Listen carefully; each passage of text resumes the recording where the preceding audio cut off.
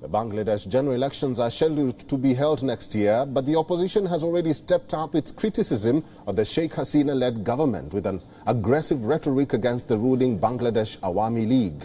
Instead of facing polls, the Bangladesh Nationalist Party, along with Jamaat Islami, has threatened an armed overthrow of the Awami League government.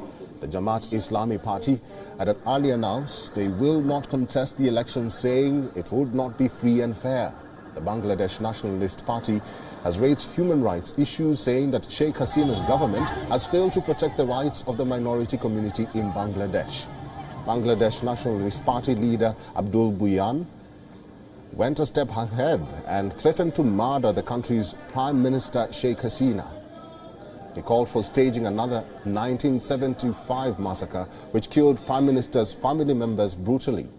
Sheikh Mujibur Rahman's daughter, Sheikh Hasina, has been serving as a Prime Minister of Bangladesh since January 2009.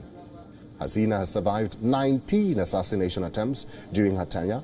Taking note of the political heat-up, the United States has also tried to intercede. Last week, U.S. Ambassador Peter Haas made a statement on Bangladesh's elections. He said that the U.S. wants to see a fair and internationally acceptable election in Bangladesh. Haas expressed concern about human rights and press freedom in the country.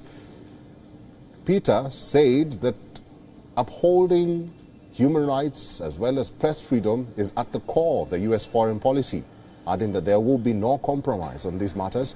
Peter Haas also said the Election Commission is playing an important role and it is also important for them to maintain neutrality.